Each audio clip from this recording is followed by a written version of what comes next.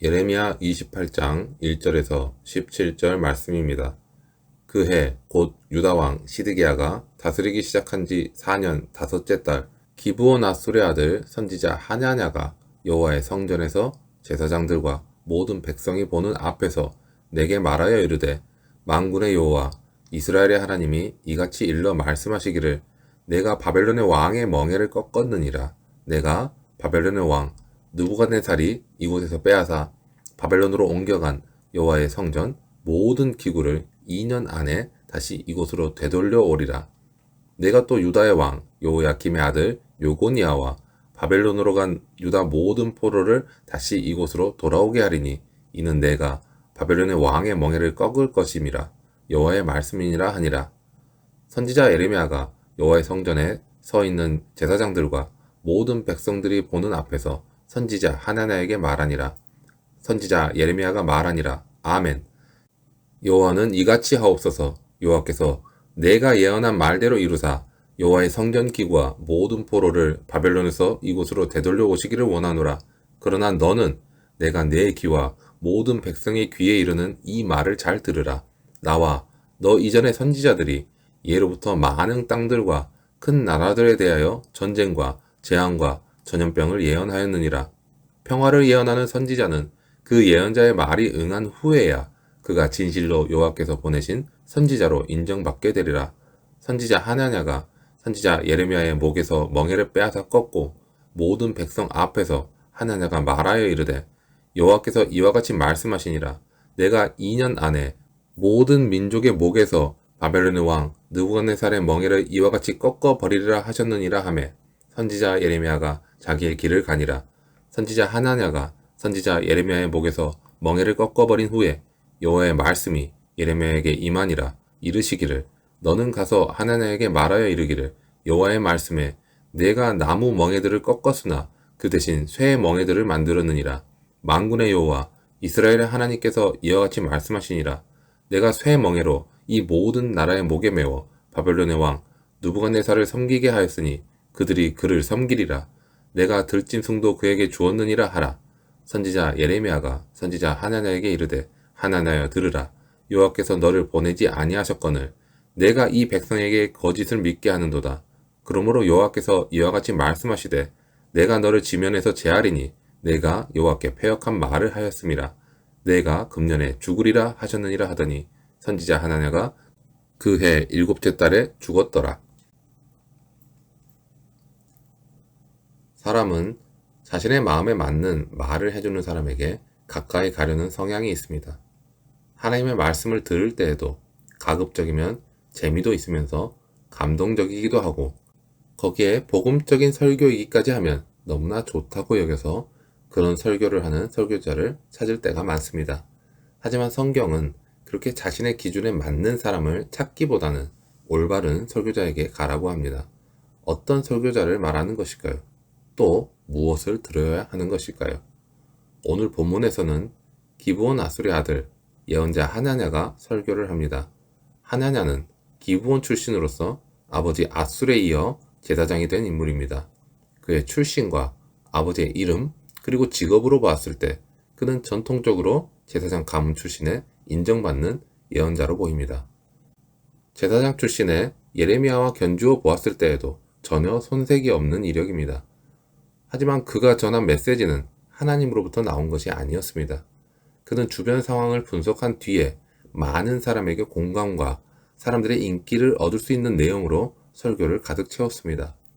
하나님이 바벨론 왕의 멍에를 꺾으셨고 2년 안에 성전 모든 기구가 이곳으로 되돌아온다는 내용의 설교였습니다.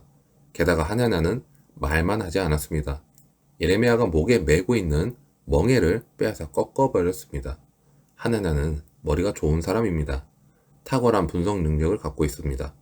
그는 유다의 주변 국가들의 동향을 잘 살폈습니다. 그 나라들은 이미 바벨론의 적대감을 갖고 서로 동맹을 하는 분위기였습니다. 고대 근동의 실세였던 애굽이 유다와 손을 잡았습니다. 바벨론 내부에서도 반란의 움직임이 일어나고 있었습니다. 하나냐는 이 정도의 동맹 상태와 반란의 진행 정도라면 2년 이내에 바벨론을 물리치고 다시 돌아올 수 있을 것이라고 분석을 했던 것입니다. 또 하나냐는 백성의 마음을 아는 사람이었습니다. 어떤 말을 전해야 그들이 좋아하는지를 알았습니다. 하나님의 말씀을 그대로 전하면 백성은 고개를 돌릴 것입니다. 반대로 자신의 분석 결과를 전하면 백성은 환호할 것입니다. 그래서 하나냐는 하나님이 말씀하지 않으신 메시지를 선포했습니다. 반면에 에레미야는 주변 상황을 분석하지도 않았고 백성이 어떤 말을 좋아하는지 살피지도 않았습니다. 그는 전쟁과 재앙과 전염병에 대해서 예언을 했을 뿐입니다. 우리는 사람의 말이 아니라 하나님의 말씀을 들어야 합니다. 사람의 말은 분석을 기반으로 사람의 감정을 만지는 효과가 있습니다. 하지만 그 말이 진리는 아닙니다. 오직 진리는 하나님의 말씀일 뿐입니다. 하나님의 진리로 선포되는 그 말씀은 그래서 생명으로 우리를 인도합니다. 이처럼 거짓 선지자들의 메시지는 사람들이 환영할 만한 내용을 담고 있습니다. 그들의 메시지는 사람들의 욕망과 평화와 번영의 가치에 가장 적합한 메시지입니다. 거짓 선지자들은 사람들의 세속적 욕망에 부합하는 메시지를 전함으로써 사람들로부터 추앙과 인기를 얻고 부를 쌓으려 합니다. 사람들에게 인기를 얻고 재물을 모은 거짓 선지자들은 하나님께 복을 받은 참된 예언자라는 평가를 받기도 합니다. 그러나 어떤 예언자이든지 그가 전하는 메시지가 성경 전체의 교훈과 일치할 때에만 그가 하나님께서 보내신 참된 예언자라는 하나님으로부터의 인정과 하나님의 평가를 받을 수 있는 것입니다. 그렇기 때문에 우리는 자신의 마음에 맞는 메시지만을 골라 들으려 해서는 안 되는 것입니다. 영적으로 무익한 메시지는 우리의 영혼을 오염시키고 결국 우리를 하나님께로부터 멀어지게 합니다. 그러므로 대중적으로 인기 있는 메시지만을 쫓거나 나의 귀와 나의 마음을 즐겁게 해주는 그런 말씀만을 들으려는 성향을 우리는 경계해야 하는 것입니다. 오히려 우리의 마음의 회개를 불러일으키고 우리를 거룩한 삶으로 이끄는 그런 말씀에 우리는 귀를 기울여야 합니다. 그리고 하나님의 참되고 온전한 말씀에 우리의 마음이 활짝 열리도록 평소에 하나님과의 관계를 위해서 기도로 나아가야 하는 것입니다. 하나냐는 성전에 모인 사람들에게 하나님이 바벨론의 왕의 멍에를 꺾으셨다라며 자신있게 선포했습니다. 그러면서 예레미야가 목에 걸고 있던 나무 멍에를 강제로 빼앗아 꺾어버렸습니다. 하나냐는 예언자 예레미야가 전한 말씀을 무례하게 반대하면서 오직 자신의 예언만이 하나님이 주신 유일한 메시지라고 주장했습니다.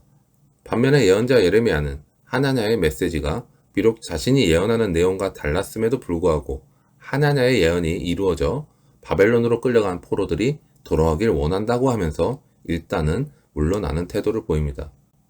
거짓 예언자들이 보여주는 특징은 다른 사람의 주장을 전혀 인정하지 않는다는 것입니다. 오직 자신만이 하나님의 비밀스러운 계시를 받았다는 주장을 접하면 우리는 이러한 배타적 가르침이 사람들을 미혹할 수 있다는 점을 염두에 두어야 합니다. 거짓 예언자들은 다른 사람들과의 어떤 소통도 하지 않으려고 합니다. 뿐만 아니라 자기를 따르는 사람들을 자신의 영향력 안에 가두어 두려는 경향이 있습니다. 그러므로 하나님의 이름을 빙자하여 자신이 받은 계시만을 강조하고 다른 사람에게 없는 체험의 우월감을 내세우는 사람들을 경계해야 하는 것입니다. 또한 우리가 다른 사람들에게 진리의 말씀을 전할 때에도 하나님의 말씀을 전하는 자로서 늘 겸손함과 신중한 태도를 결코 잊지 말아야 합니다. 거짓 예언자들은 세상의 기준과 가치관으로 말씀을 해석하는 사람입니다. 그러한 기준은 사람들의 욕망을 자극하고 사람들을 만족시키려고 합니다. 하지만 우리는 오직 하나님의 영광만을 사모해야 합니다. 그리고 우리 안에 하나님께서 원하시는 거룩한 삶을 추구하겠다는 간절함과 그 거룩함으로 나아가기 위한 책임감을 가져야 합니다. 이런 사모함과 간절함으로 주님께로 나아갈 때 거짓된 가르침에서 자기 영혼을 정결하게 지켜낼 수 있는 것입니다. 어떤 사람들은 하나님의 말씀을 듣기보다는 유명한 설교자의 말을 듣기 위해 그 설교자가 있는 교회로 나아가기도 합니다. 사람은 말을 듣기 위해 사는 존재가 아니라 하나님의 말씀을 듣기 위해 살아가는 존재입니다. 사람의 말을 듣기 위해 종교 생활을 하게 되면 그 영혼은 결국 피폐해집니다. 하나님의 자녀는 하나님의 말씀을 들어야 합니다.